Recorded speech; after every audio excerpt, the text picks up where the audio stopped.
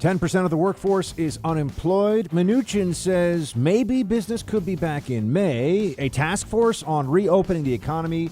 How the rest of healthcare capacity is getting hurt by the lockdown. Democrats block a rescue cash infusion. And also Trump weighs in on Tiger King.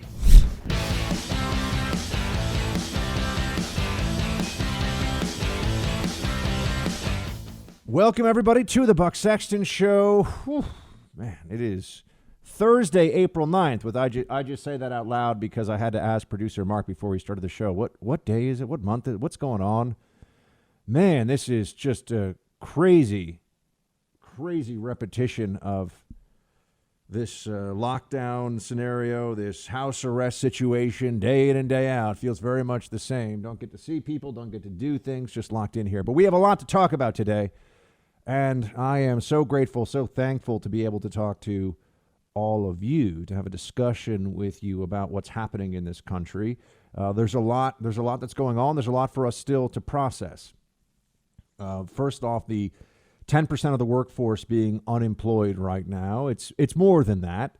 You can look at the numbers and understand that there's only going to be one direction for this, which is unemployment is going to keep going up. I've started to look at some analysis of the rescue program that they've put into place, the small business loans, and there's all these different categorizations and these regulations, and it's not as straightforward. It's not as simple as just we're going to get cash to everybody who needs it. That's not where it is right now. There are going to be some people who don't have enough money, who don't really have the financial incentive to keep going in their business or to ever reopen. And we need to understand that now. This is why the discussion has to happen today. I know people are scared. I'm in the center of the scariest part of the country for this virus. So this is not a distant thought for me. I hear the ambulances constantly taking people to hospitals. Overwhelmingly, those are COVID-19 patients because there's no one else who's going to the hospitals, pretty much. It's something that I don't even think the authorities were able to gauge what a drop-off there would be in all kinds of other hospital needs. Also, any elective surgery, anything that somebody's planning on doing, that's all been shut down for the time being. So I'm very aware of what's going on around me, and I'm talking to doctors here in the city. I know there are other parts of the country that have been hit hard, but we also know that the economic damage just keeps going up every day. And we're beginning to see. I remember in the last couple of weeks, I was willing to take the position. Okay, this is the plan the government's doing. Let's hope they can execute on it. I'm not in a position to stop them, so let's hope that what they're doing is correct, right? Let's hope that the moves that they're working on here are the right ones, and they know what they're doing, and they can fulfill what they say they're going to be able to do going forward. That's been my place with this. Because who knows? Who knows what is possible? What is feasible for the government in this realm when it's never been done before? Don't go to work. We'll send you a check. Now, if you ask me from a basic macroeconomics perspective and looking at the debt where it is right now, what it will be, looking at the loss of productivity and also the inability to plan, this is becoming a huge issue, for example, with farmers. Farmers are plowing food back into the field right now because there's so much less demand in restaurants for a lot of this stuff, and we don't have a differentiated supply chain for getting food to everyone's home. We have all these food distribution locations known as restaurants that are shut down. So you have farmers saying, well, we got to plant in advance. Are we planting for the demand that's there now, or are we planting for the demand that might come back? And what do we do with all the lost money? What do we do with all the costs associated with planting this? You're gonna have a farmer bailout coming if we stay on this current course. And how many bailouts can we do? You bring this back to first. It's not really first principles. You bring it back to the baseline of what we all know to be true about economics, right? There's no such thing. And I mean the most simple things. There's no such thing as a free lunch. What goes up must come down. All these different ideas that we have. that some of them sound trite when you say them, but there's truth in all of them. If this was fine and there was no long-term consequence, well, what we found out, and it took us quite a while to get here, is that we should just all get a 2-month-long government-funded vacation every year. The government should just pay us to not work for 2 months of the year. It's fine. Now, I know that's stupid, and people would say that that's crazy. You can't do that. Okay, well, why? And let's work through that, because if we work through that, then we understand why what we're doing right now as a nation is very risky and completely unsustainable. If I'm wrong, then I need someone to explain to me why we don't do the 2 months, the 2 months vacation every year. Think about how amazing that would be for quality of life. We all get to take off 2 months. Oh, that'd be great. The government just sends you a check. It's fine.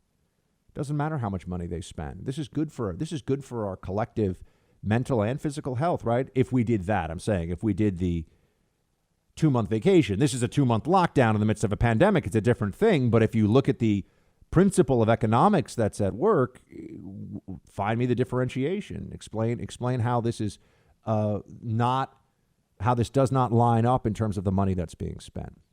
And this is why you have the president now trying to come together with a task force to reopen the economy.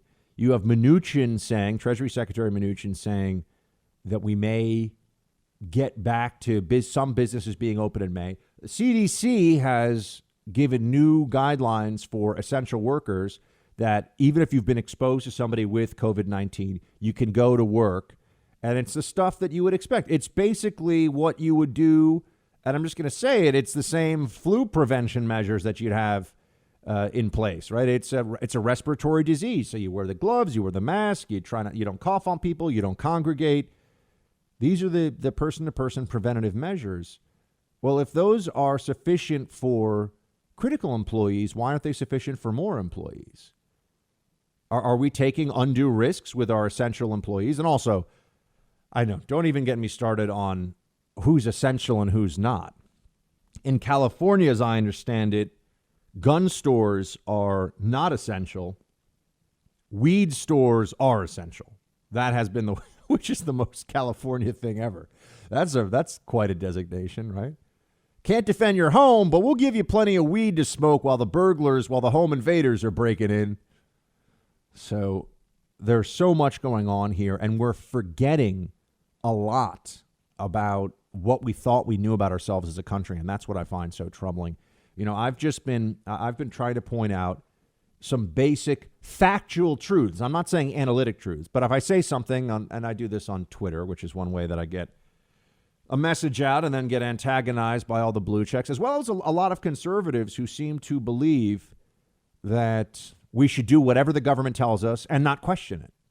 I'm not telling anyone. I have not told anyone, don't obey the guidance. I have not told anyone take undue risks or ignore what we're being told. Absolutely not. I am questioning what it is that we are being told because I want answers, but I'm still, this is a trust but verify position. Although I don't really trust them, but maybe it's act but verify. Okay, I'll do what the guidance says. What the Trump administration, Trump is all in on this now. I'll do what we're being told for our safety, for community safety, but I do want answers along the way, and I do have an expectation that we're going to be able to have an adult conversation, which means people don't scream at each other and say you don't care about dead people, you don't care about the elderly and those with conditions and all this. There's horrible things, untrue, vicious, stupid things that are being said all the time around this discussion as a way of silencing, just raising basic questions. All you have to do if you want to see an example of this is say, hey, why is it that Sweden doesn't have an enormous death toll from this virus when they're still allowing people to live? Sweden is allowing people to live their day-to-day lives. There are some restrictions. They're protecting the elderly, but they're allowing people to live their day-to-day lives. Not, no mass gatherings, but cafes are open, stores are open. You bring that up and everyone yells at you. Why? Are the Swedes a bunch of homicidal mass murderers? Maybe they'll learn. Maybe they'll find out in the next few weeks what they've done is wrong. But what they're doing is what a lot of us have thought all along would make more sense, which is a much more targeted, community to community, person to person precautions. Clearly, there need to be precautions, right? I have not heard a single person with any platform or following say, yeah, this isn't, this game that some people play where you're either a truther on the virus or you do everything that you're told is disgusting. Obviously, this virus is horrible. It killed almost 800 people in New York yesterday. It's clearly a terrible situation. We all recognize that. But what do we do about it? What costs are we bearing with the present guidance, and is the present guidance entirely correct? That's all. I've been sitting here telling you, okay, they said no mitigation, 5, and I remember this. I watch every press conference. I watch all the things they're telling us every day. I read through the transcript of the Trump press conference after they've done it. I watch it live if I can, every day. I watch the Cuomo press conference. They told us that 500,000 to 2 million people, 2.2 million, I think was the figure, would die if we just let this burn through the country and did nothing. Okay, that's a huge number of people dying, and that's obviously very scary. But they told us, and this was 2 weeks ago, that 100 to 250,000 people would die even with the lockdown and the mitigation measures. And then they, a few days ago, went down to 80,000. And now they've gone down to 60,000. Now, 60,000 dead is still a lot of dead people, and it's tragic. But 60,000 is also a lot less than 100 to 250,000. If we're having a discussion about data, we have to have a discussion about data, right? When someone says, okay, if we could bring the opioid crisis from 70,000 deaths a year to 50,000 deaths a year, they're obviously not saying that 50,000 deaths is not horrific and tragic. They're saying progress would be less of that. So there has been progress made in bringing down the death curve, but they keep telling us that this is because of social distancing. That's not true based on the models. Now, maybe it's true person to person and we've all taken different behaviors, but the models were not correct. Okay, maybe we still do everything that they're saying. Maybe, this is still it's too much of a risk for us to mess with. I get it. But I insist on when we're having a discussion about numbers and facts, it's a discussion about facts and numbers. It's not, oh yeah, no, but I keep seeing people say this. It's because politicians are saying this. It's because we are doing the mitigation that the numbers have come down so much. That's not true. The number 100 to 250,000 dead was with mitigation, and now they're saying now. It's okay to be wrong. People have been wrong about a ton of things.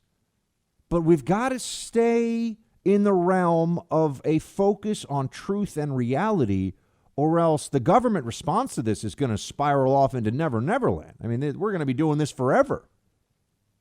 So that's a principle that we must adhere to. The facts are the facts. And if we're going to have a discussion about opening up the economy, we have to look at these numbers as they are, not as we were told they would be. And that's where I think that's where we are headed right now. When are we going to have a phased reopening of economic activity in this country? It needs to happen. The more we find out about what the costs are of the universal lockdown approach, the more urgency there is in trying to reverse some of that. And I understand you have two competing trends here: the economic devastation, the health devastation. And one of them is going in the right direction, but the other one is going in the wrong direction. Right? We're seeing the right things happening with health, the wrong things happening with the economy. Is there a way to try to align both of those things so that we're saving maximum lives while also doing a maximum amount to keep our economy alive? Can we do both of those things? That's where we need to have a discussion now as a country. I'm not making any dictates. I don't pretend to have any special knowledge about this, but I do know what I'm being lied to, and I don't like that. And I do know when people are saying things that are not true. The models were wrong. Let's now look at the new models. They're assuming 60,000 dead. Let's look at the new unemployment rate. What do we know about mitigation measures? Where are they working? Where are they not? And it's time to approach this as a nation, as a people. We, the American people, need to look at this and really dig in to what's true because we're all in this. No one is immune from this. Nobody is not affected by this. We're all in this together. It's time to have an open discussion about what the next steps should be. Everyone understands this, but so many people want to shout you down and say, just do as you're told. No, actually, I want a justification for why I have to do as I'm told.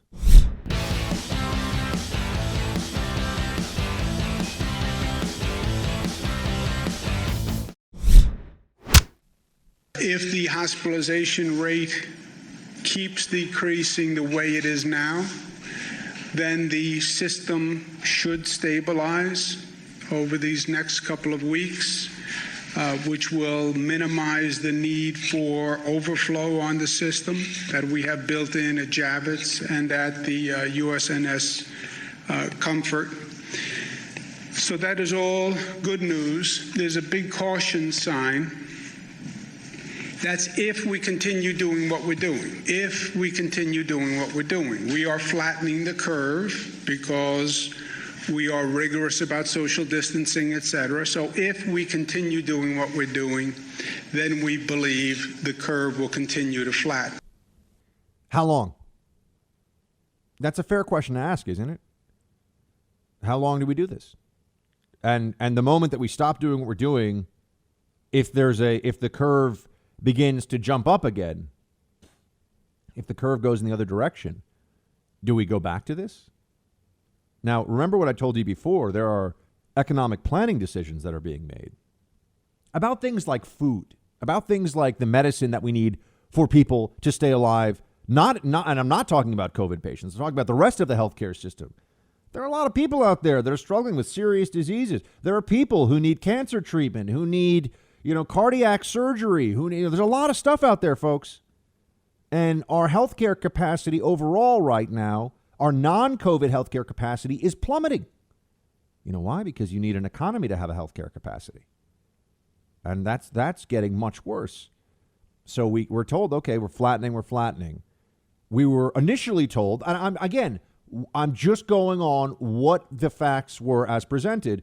We were told that we were going to run out of ventilators and that we were going to overflow the healthcare capacity. So don't worry about how long this lasts, meaning that how long we have to be in lockdown. All that matters now is to lock down enough that we can keep it below our capacity. Well, we're well below capacity. In New York, the worst place in the country for this, where I am right now, I am talking to doctors who are dealing with this on a daily basis. And yes, they've been incredibly stressed and they're heroes and they're doing amazing stuff. But if we're looking at capacity from a policy level, there are 110 patients right now on the USNS Comfort, the hospital ship here, and also in the Javits Convention Center, which is a 2,500-bed federal facility now. There are 110 people in both of them with COVID. So when do we get told that we're not so worried about capacity anymore? And then what does that transition into?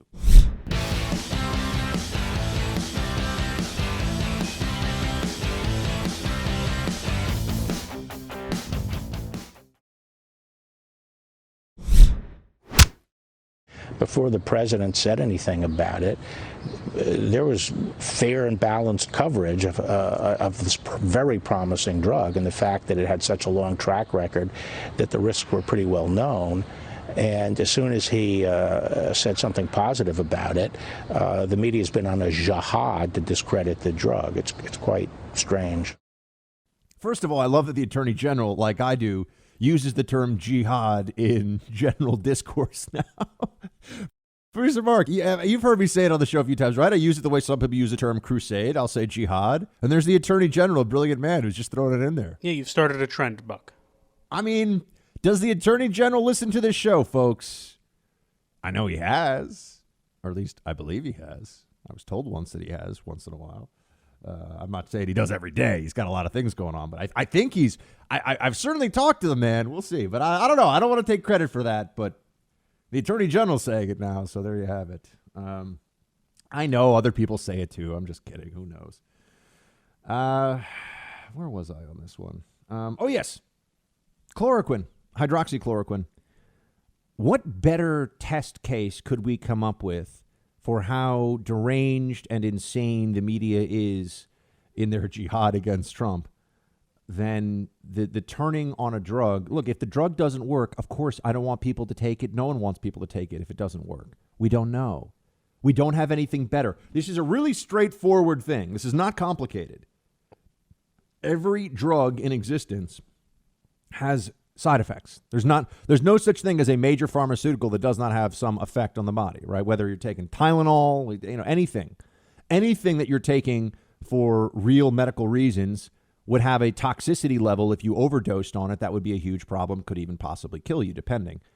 Right? Okay. So we all understand that. What's with all the, hydroxychloroquine? They are obviously willing to attack a drug and just attack hope for patients right now in the hospital in the process that we're finding out whether it works or not. I don't need idiots at CNN to say, the drug, if you take 10 times the recommended dose, you could die. Thanks, morons. We know that. We don't need to be told that. Doctors are using it right now, and we're finding out. Some say it's working, some say it's not. Maybe it's a placebo effect with some of the people. There's a lot about immunity and the placebo effect. It's so interesting. People say, it's just a placebo effect. The placebo effect is real. Sometimes people do get better because they think they're taking something that will make them better. That's a real thing. Psychology and immunity and health are tied together. Now, I can't tell you, what the numbers are on this, right? But we all know that there are connections to this. We know there are connections between depression and immunity, for example. This is all well established. This is not voodoo. This is not, fake science, Bill Nye the Science Guy style. So I just think it's very important for us to refuse to be cowed by all this, to refuse to bend the knee to people that are insisting that the conversation goes exactly the way that they want it to, irrespective of what they've said a week ago, a day ago. And that the facts, they're telling us on the one hand that they're the ones basing everything on facts. But then when you say, you're changing the facts as we go, shut up, you're mean, you don't care, people are dying. Okay. That's not true. Stop saying that. One of the things I say, I see all the time when I'm just saying what I've said is a fact here about the 100 to 250,000 down to 60,000. Their model was with social distancing. This is how much better things can get. And I'm very happy to see that it's even better than they had anticipated. But the model was wrong. That's a fact. Why do I get people yelling at me when I say this? On social media, look, we're all now more vultural.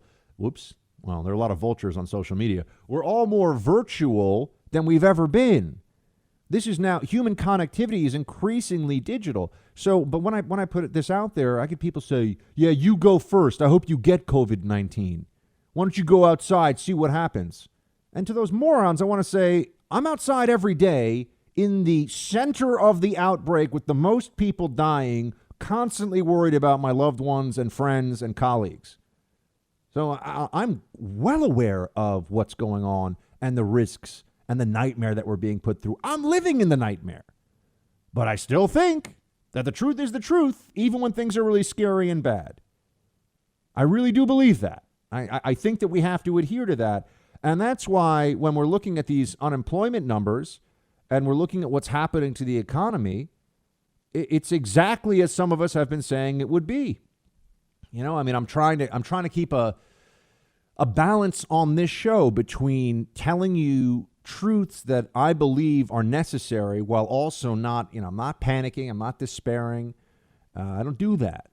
I've had some tough days here. Make no mistake about it. I think we all have as a country. We've been having tough days. But if you're in New York, New Orleans, Detroit, Miami, there are some places, New Jersey, there are places that have been getting hit a lot harder than others. California has 500 deaths from this. California is a country. It's a state of 30 million people. They've only had 500 deaths. It's remarkable. And they're going to tell us that it's because of the policy change, the lockdown. No, I don't. I think it's because California is more spread out. And if California, with its huge population being more spread out, means there's a much lower rate of infection spread and a much lower death count from it, isn't that also true then for a lot of other states? isn't then the rural-urban divide, epidemiologically speaking, a very real thing that we have to evaluate as we go through this? I think that there are people that just, they seek security in false consensus. They psychologically, they have a need for, I'm saying, I believe what all the people who are smart think. And that's a comfortable place to be because it means that whatever you're saying must be smart. But I look at this and say, hold on a second. If we want to get to the truth, can they withstand can the models, can the projections, can the theories withstand a contrarian point of view? That's a great way to get to what is true, or what is more true, what is most accurate. We're talking about assessments here now. Analysis is not a question necessarily of right and wrong. It can also be what's compelling and what's not. But why can't they withstand this? I remember before I would go in to brief senior policymakers, we did a debate session effectively where you'd go in, this was in the CIA, and you'd have a few of the people, and we all knew who they were, and they were the more smug and sometimes nasty people in the office. But you'd have 4 or 5 of them, and you'd sit and you'd make a presentation to the rest of the office, and then they would just try to, this is like a thesis defense, but thesis defense is much more gentle than this, and they would just try to pull you apart and go after you too. Oh, okay, well, what about this? What about that number? Why do you get to this? And you know what? It was uncomfortable in the moment, but much better to have one of your colleagues in the office pull apart your theory and then have you understand where it's weak, where it's not, than to get in front of a 4-star general in command of a theater of operations in a war and look like a jackass. We all understood that. We right now are in this realm where anybody who wants to ask questions, instead of getting answers, get shouted down and yelled at. That is not something that I will accept or abide by. Now that's not okay. Maybe the models don't matter, or rather it doesn't matter that they're wrong. Maybe the only thing we could do was this lockdown, and it has saved lives, and anybody who has any questions otherwise on it being wrong, I don't know, but make that case and let's hear it. Shut up, do as you're told is not an argument. And we've fallen into a lot of shut up, do what you're told these days. What does it mean what does it mean? Not just, we keep talking about the economy. Really, the economy is just a means of measuring human choices and activity on a massive scale.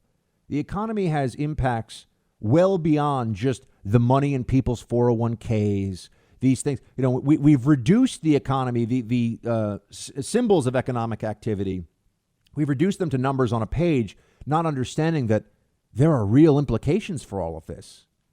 We seem to forget that people go to war over economic choices, right? People go to war over resources and things. I mean, this is the history of human conflict is often about resources and about economic activity. It's usually not about we're just coming to, well, at least in the more modern era, it's not about we're just coming to wipe you all out and you see if you can defend yourself just because we don't like you. That can happen, but usually there are other reasons for this. So this reduction of economic activity down into, oh, you just want grandma. This is what you always hear. You just want grandma to die for your 401k. People are going bankrupt and they're not getting access to health care that they need to stay healthy, other than, I'm talking about now outside of our COVID-19 healthcare surge. There's all kinds of preparation in the healthcare system that's necessary and needed. Look, think about this. How many people right now, you start to really crunch these numbers. Remember, we're extrapolating this out over 330 million people.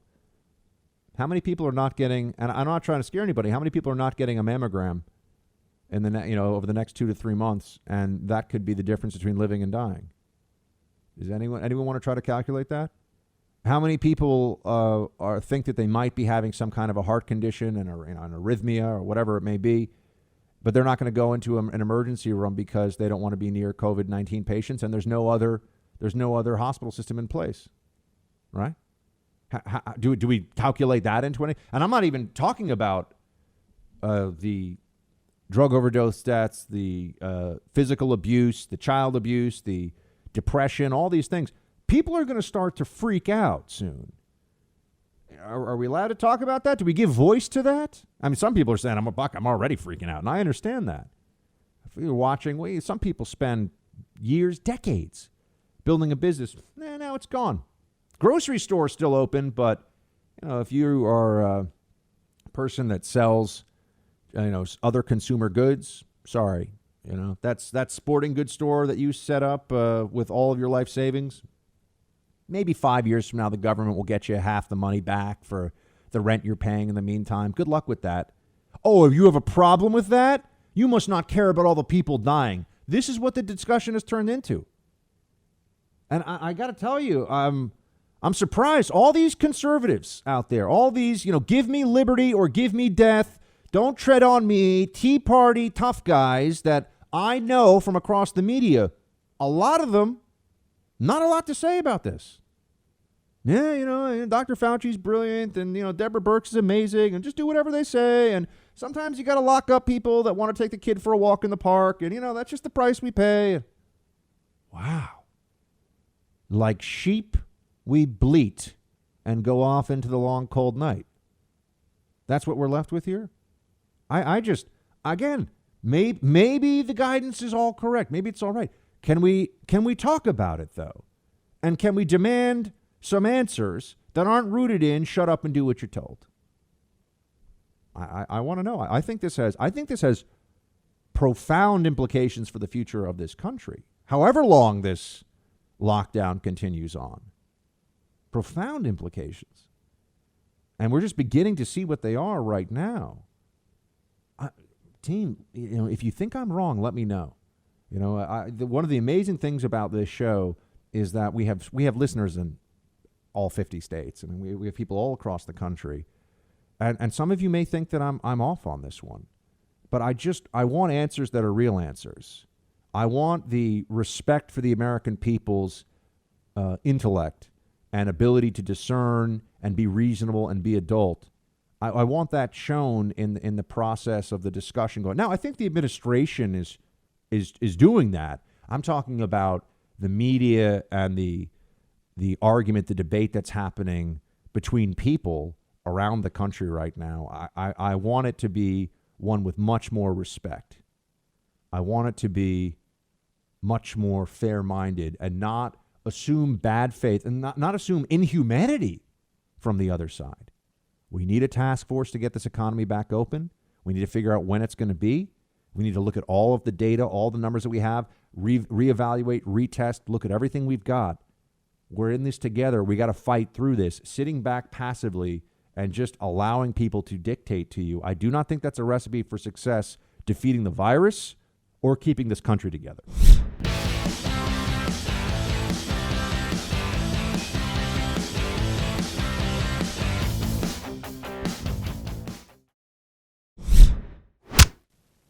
They're going to try it because Trump, everybody, all the Republicans admitted we can't win if everybody votes.